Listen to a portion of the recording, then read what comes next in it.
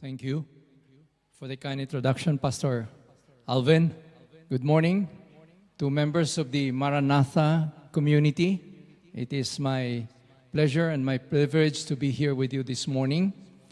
I've been here since Wednesday for the Eagles Conference, and I would have flown last night back to Manila, but I made a commitment to be with the community here this morning, so I'm flying out tonight in the evening. And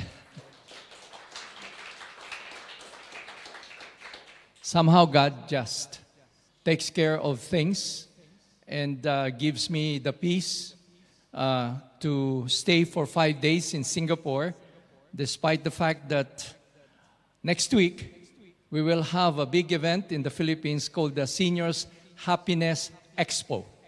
It will be a 2-day event at the Paraiso Farm. Paraiso means paradise, and it is a healing farm. It is the happy home for many elderly, and it is a place where every Sunday we feed and we take care of people between 60 to 90 years old. And our goal is very simple. Bring them together to pray, to play, and to party. Because it is our proposition that happy people will live longer.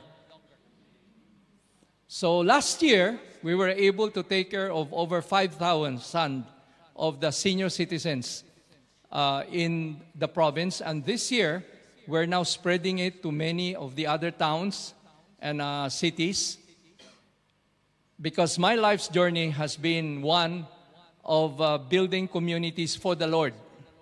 It has been a long faith journey, and I've been called by God to take care not only of material poverty, but poverty in its many expressions.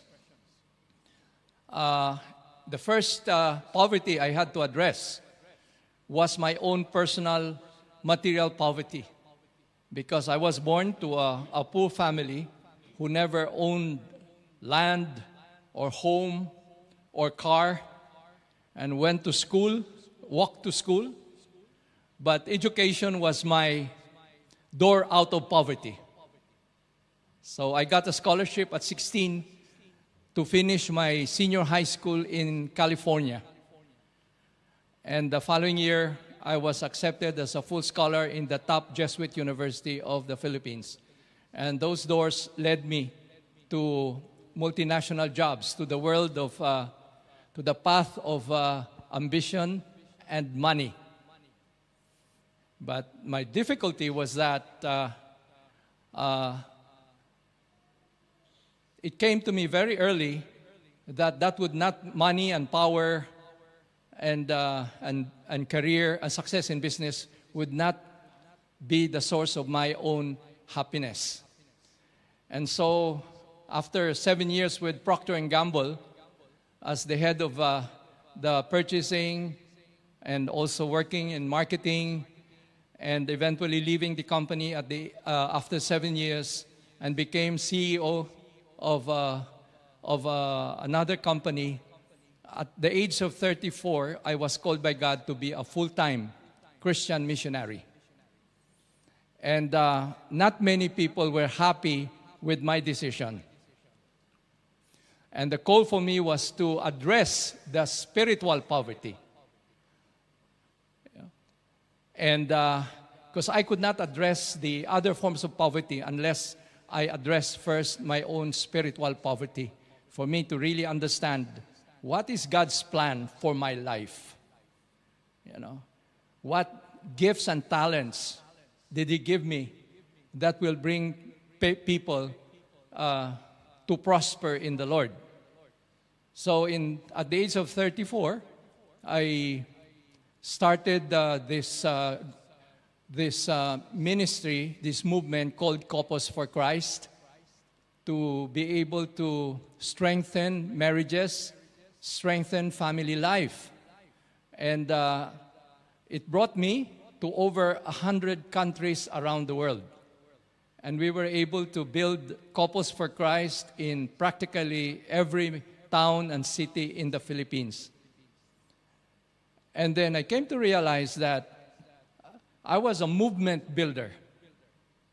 That it was God's work, and He uses ordinary people like me without claim to power, to political power, or claim to any economic wealth, to be able also to connect with those who are less loved and less served and bring them to the Lord. So the work gained recognition from corporations. I work with over 700 major corporations.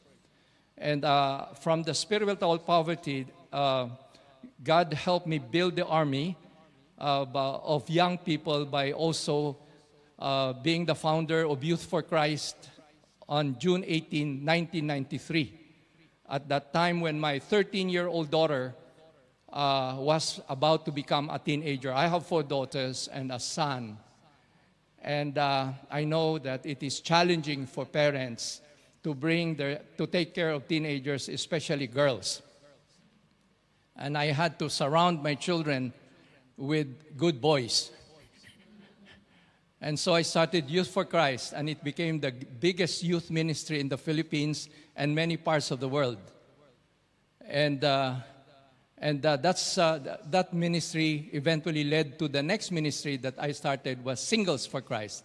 So from Kids for Christ, Youth for Christ, Singles for Christ, and then back to Couples for Christ. And that created the faith journey for many.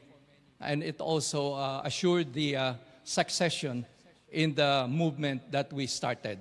So now Couples for Christ is still strong and healthy in many parts of the world. And the Youth for Christ that were teenagers then in the 90s are now running the organization. And so I came to realize that I was doing God's work. I was not there to build an institution that I could own or control. But eventually from the spiritual, that was also the foundational, I had to really understand what God's plan for us is, aside from building families, to now building communities. Because in 1995, I felt also that if I continue to ignore the poor in the slums around us, they would become a threat to my family and to my children. And one night, that happened when we woke up midnight by the noise, and we saw 2 men, naked men, waist up, ransacking our house. So there were thieves inside. It's a good thing that we woke up and we closed our door and our room and turned on the lights and called the police, gave them time to escape. But the following day, it came to me very clearly that there will always be threats to our children in a poor, underdeveloped country like the Philippines if we ignore the poor in the slums around us. And so I feel that I should not be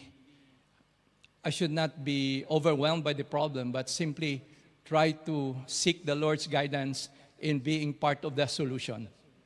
And that led me to the biggest slum in the country. I would go there every day for 7 years, and just to work with over 2,000 criminals, drug dependents, juvenile delinquents. And I had also to use not only prayer and God's protection, but also common sense.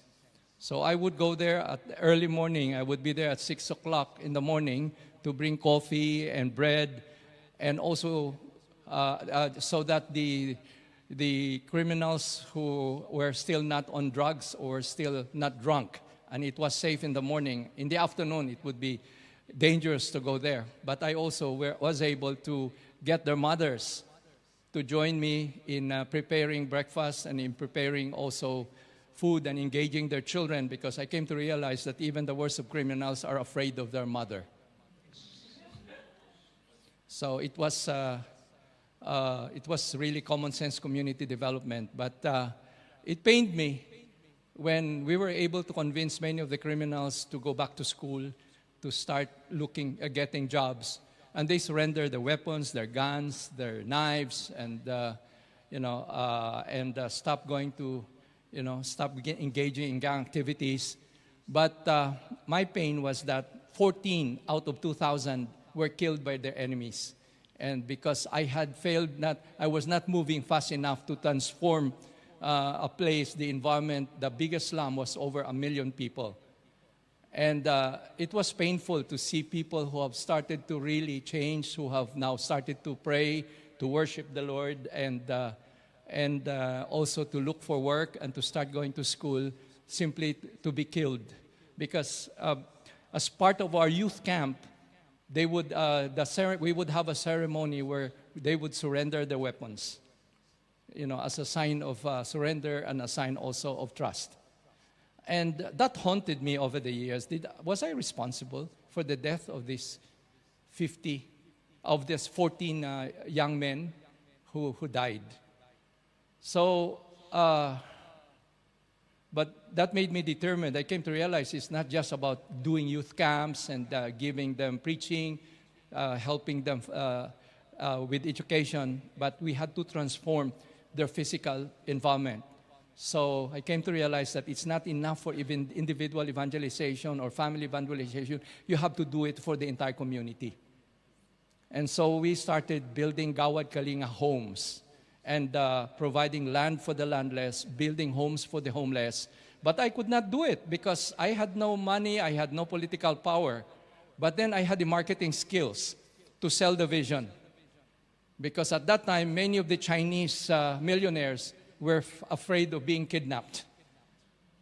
And so they started, when they learned that I was working with criminals and trying to make them good citizens, they started to contribute generously. Because the cost of developing a community was cheaper than paying ransom money. And it was that was the beginning of a very exciting journey with the Lord. And it was putting faith into action. And so we forayed even to the dangerous rebel territories. Because there were, in Mindanao, there was a conflict between Christians and Muslims. And then I came to realize that the solution to conflict was really just acts of kindness and goodness. And so what happened was we started building communities for the poorest Muslims using Christian volunteers to work side by side with them. And so the most dangerous area I ever went in the Philippines was the Sulu, where they had these kidnap for ransom terrorists. And I went there. And together with my band of crazy volunteers, we were able to build homes for the Tausug tribe, which is the most warlike of the tribes. And in the process, gained the trust, the respect of the leaders of that community.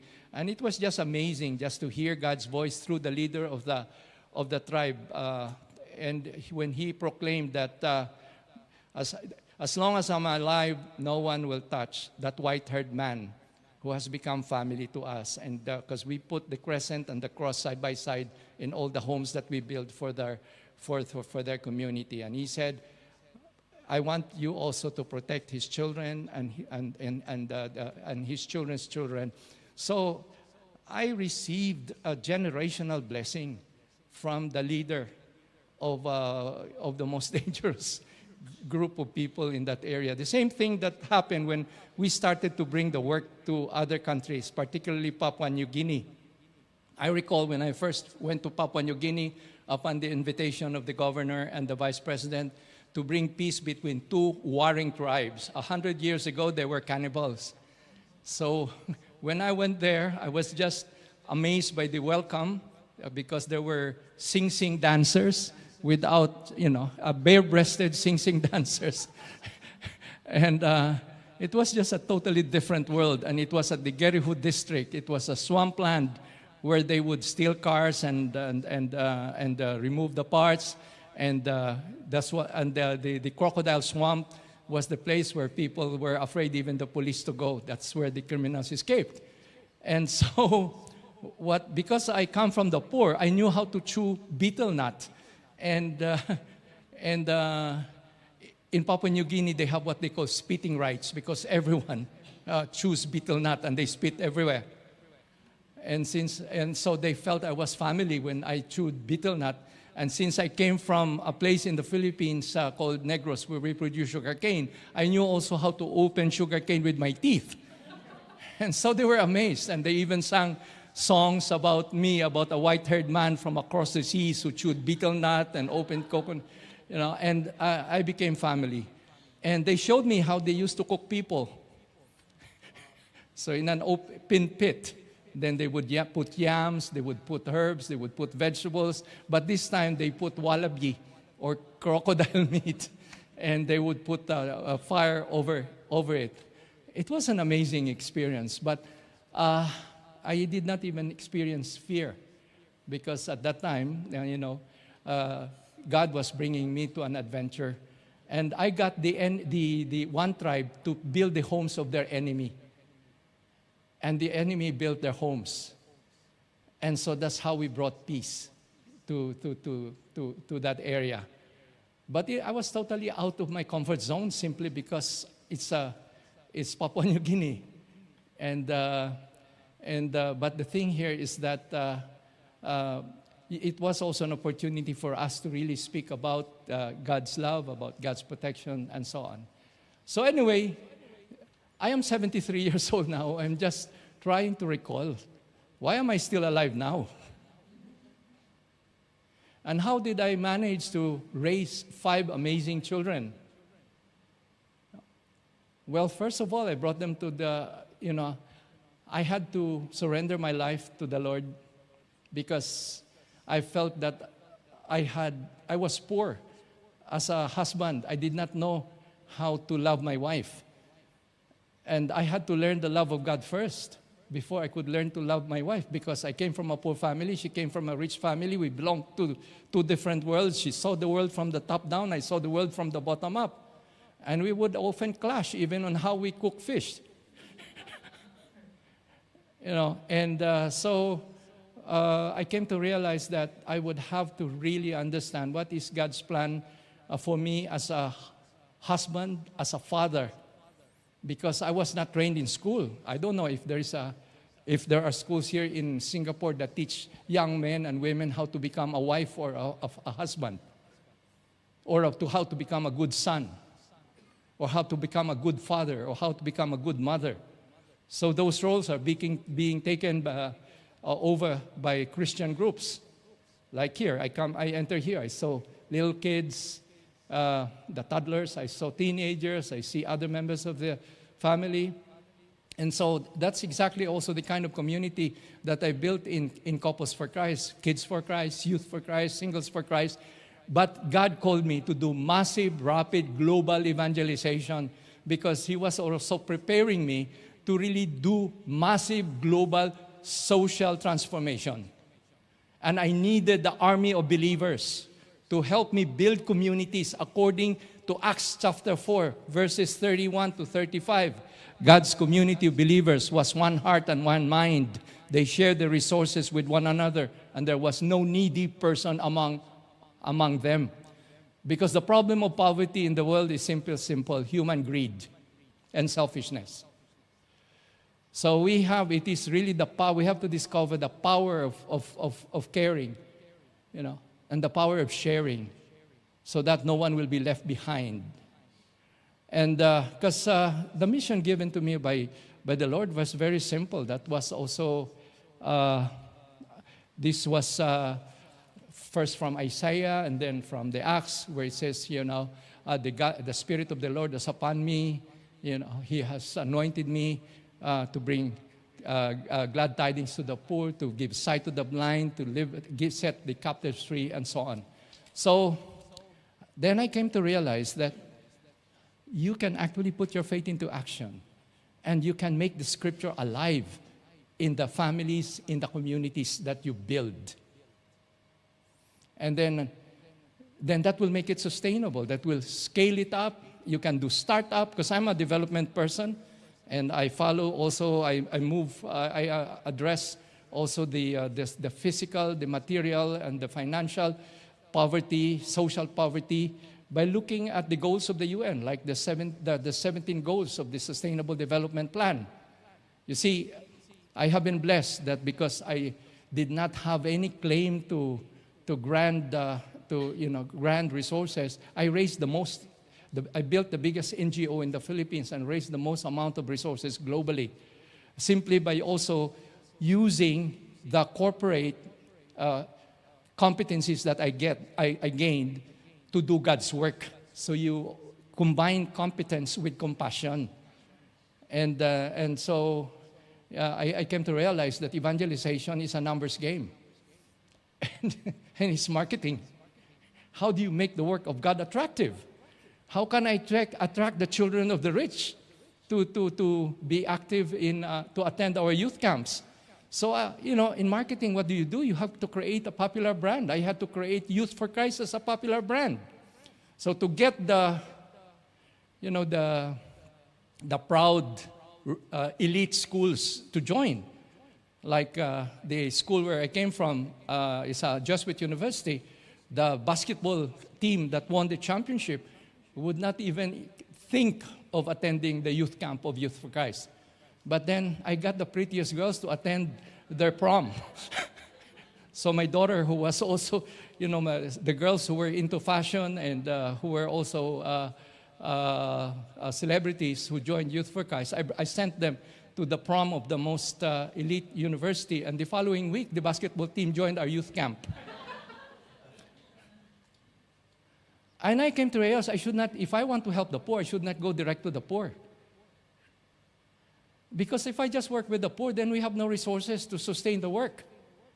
Then I came to realize that the Lord, it was His plan that I was born poor. And He gave me the door to a good education, to a top corporate job, to become CEO of a business. And then so I could have a choice. But it was not a choice of to be poor or to be rich, but to be a bridge. Because you cannot sustain your programs for the poor if you also do not attract the trust, the support. And so what happened, if you saw I've been able to build all those homes because I had over 1 million volunteers from Youth for Christ and Singles for Christ. During the Typhoon Haiyan, we were able to build homes in the ravaged areas because we raised the most number of volunteers. But that was not difficult because we already had members of Youth for Christ in the typhoon-ravaged areas. We had also members in the top universities. And whether it's evangelization or even politics. Politics is a numbers game. So if you can create a brand that will attract the politicians, because then they can see that they could influence the votes. So I work with over 1,000 mayors and governors. I work with 5 presidents, and they all helped us build the communities in their towns. And how did we do it? Well, the former president of the Philippines saw that because we had such a massive group of Couples for Christ, Youth for Christ, we had Gawad Kalinga, and they felt that we could influence votes. So they never tried to corrupt me. They just wanted their picture taken with us. And, for the use of the poor, I'm available to just sing, dance, pose for pictures, just to be able to do it. But even Shell, the biggest petrochemical company in our country, invited me to, there. That's their campaign, and that's my picture in all the over 1,000 Shell stations throughout the Philippines. I'm a very private person. I'm not public. I'm not celebrity. But in 2005, I allowed the chairman of Shell. He convinced me that if you appear in our commercial, then the whole country will get to know about the good that you're doing, and more people will donate land so that you can build homes for the homeless. And then that more corporations will be able to also use their CSR. Because again, donations to Gawad Kalinga was tax deductible. And more schools will volunteer.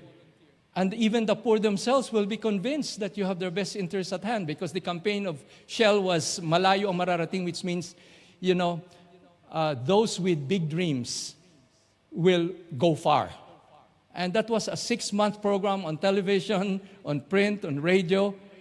And it was embarrassing when I would be with my family or friends to have my car filled with gasoline, and the attendants would look at me and wonder why I look like the person. and my children would jokingly say, he's the owner of Shell. But for that effort, I did not receive any payment. But according to the movie star who had the biggest talent fee, I had the biggest talent fee. I did not receive money, but Shell donated 300 homes for the homeless and in one province. So again, it's really detachment. And I believed in this mantra that if you want to serve God, you are the first to serve and the last to benefit. And also I believed, I have another mantra, less for self, more for others, enough for all. Because what is making the world poor is greed and selfishness. So so I was invited to join the cabinet by 3 presidents, and one president, when in the last one I was invited, I was in LA, they called me and they said, we would like you to be part of the cabinet. And I said, jokingly asked, which cabinet? Is the medicine cabinet or the kitchen cabinet? Then I came to realize that the message of the Lord was clear to me. That the freedom to serve God, is more important to me than the power to rule. And so I'm here before you now as an ordinary person with no claim to great wealth, to great power, but I have an amazing legacy, children who have been raised in the faith, who are also like my son and daughter, Dylan, were here with me for the Eagles Conference. And they have themselves now built the biggest organic and natural cosmetic company in the Philippines called Human Nature. And their goal was simply to be able to provide jobs for the beneficiaries of our Gawad Kalinga communities, to create farms in their value chain, in their supply chain, in the provinces, to also help the farmers who were living in our communities. And the thing here is that they're committed Christians.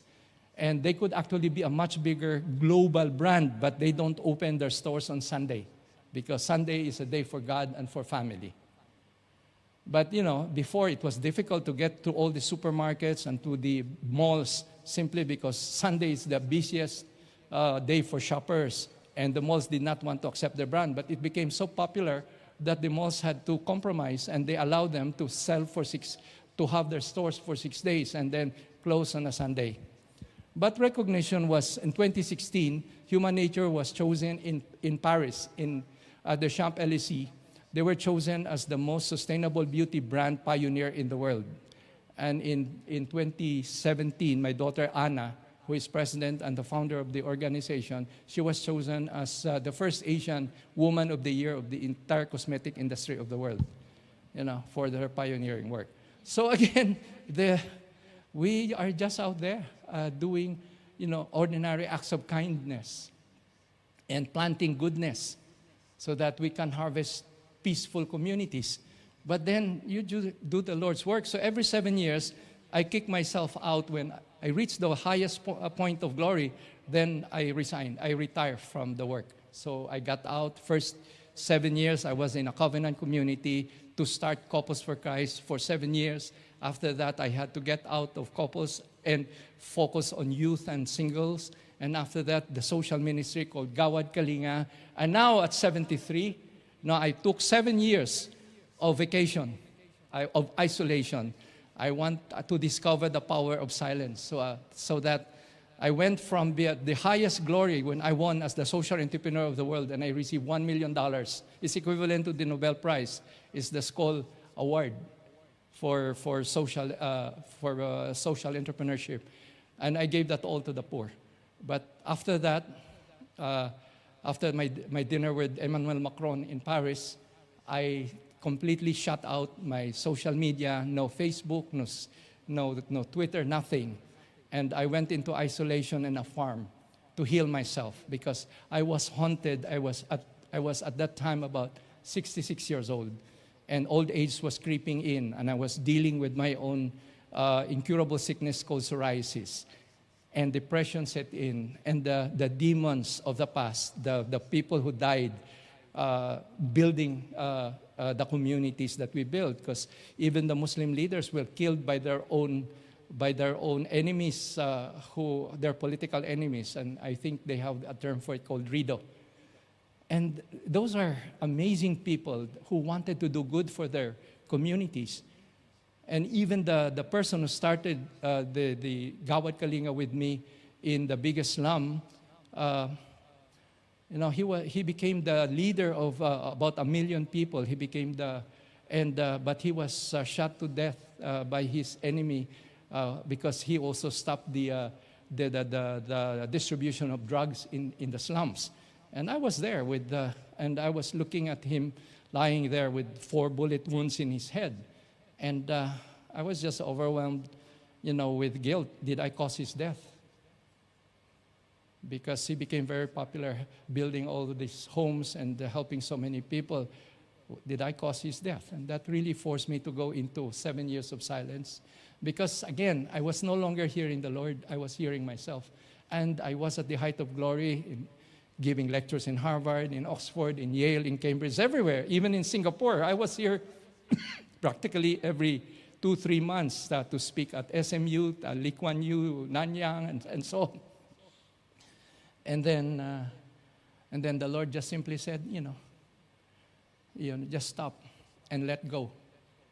So 7 years of silence and to be able to hear the Lord again. And then He healed me of my psoriasis. He restored my sanity because at that time I discovered I had inflammation of the brain, which caused a leak in my gut, and because of the extreme stress that I failed to address and so on. But last year, He called me again because I went into my space of nothingness, no contact, no public speaking.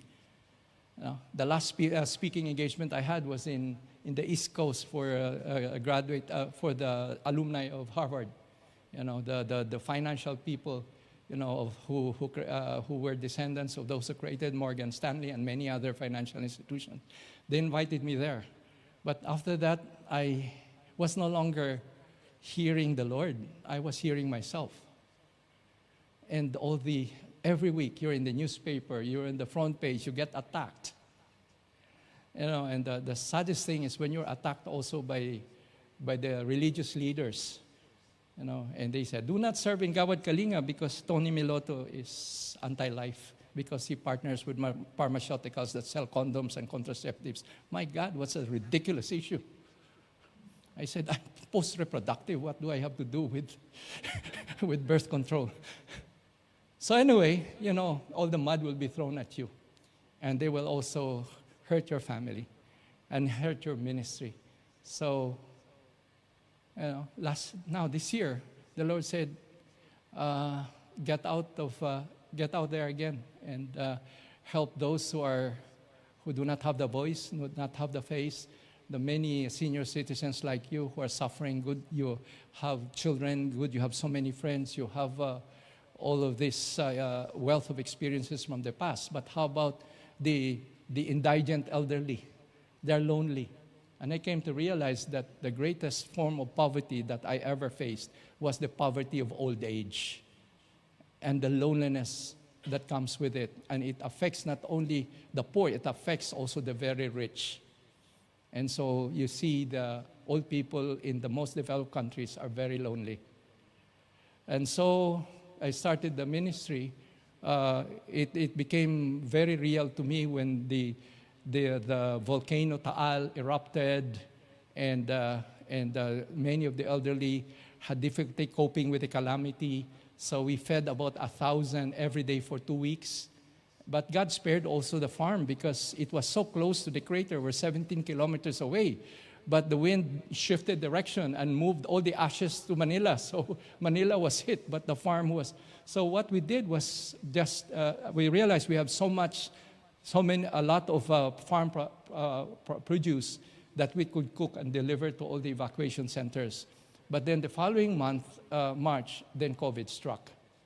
And so we started the Seniors Faith Club to just give the lonely elderly, 1 day of happiness, 1 day of Christmas every month.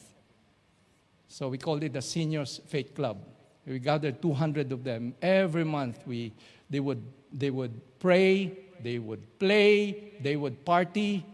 And now from once a month, we also now have a group that gathers every week, every Sunday. So when you come to Paraiso, the elderly poor have free food. They go home with a week's supply of vegetables, eggs, and fruits, and so on. But then I came to realize that so many other areas want to start the program. So from again being being private, being silent, now you have to come to Singapore. This is the first speaking engagement in many years that I have accepted.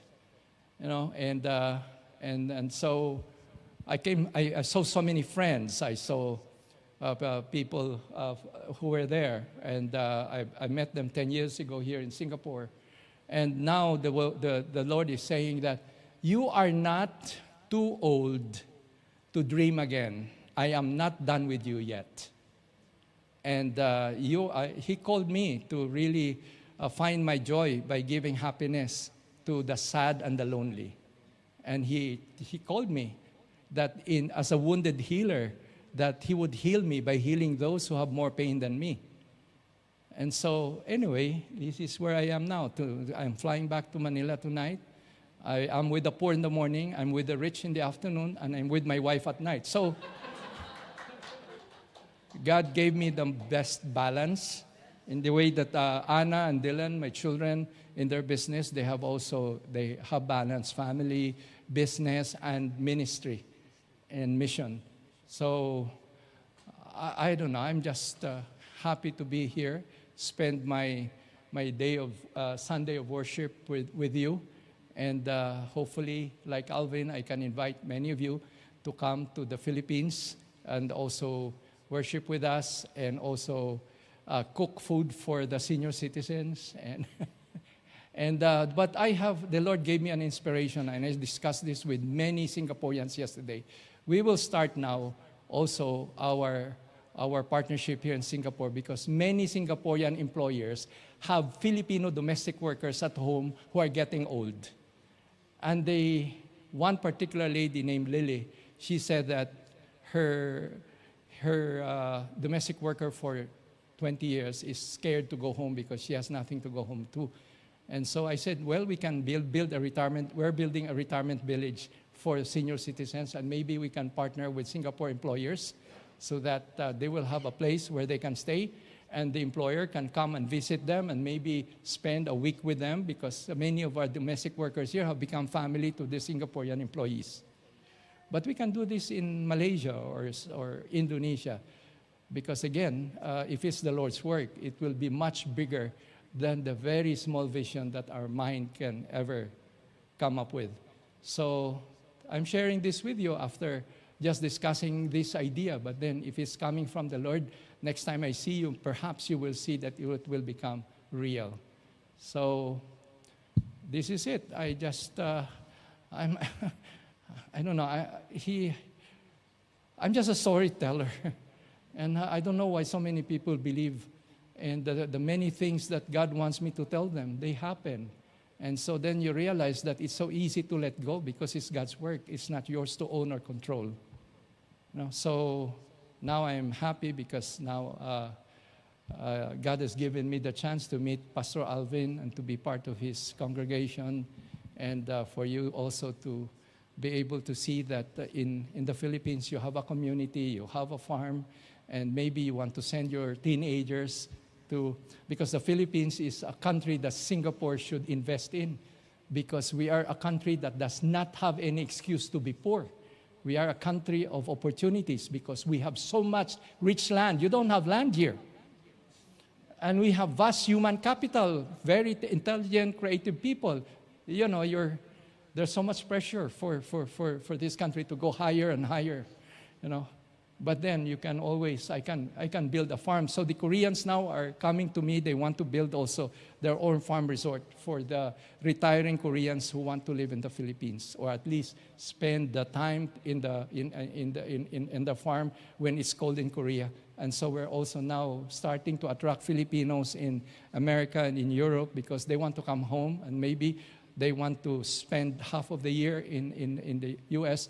because it's lonely for many old people to ever imagine, after all their hard work, after all their sacrifices for their children, they'll end up alone in a nursing home. So, well, maybe, like I said, the age from 60 to 90, where I am now, could still be the happiest and the most meaningful season of our life. Thank you. God bless you.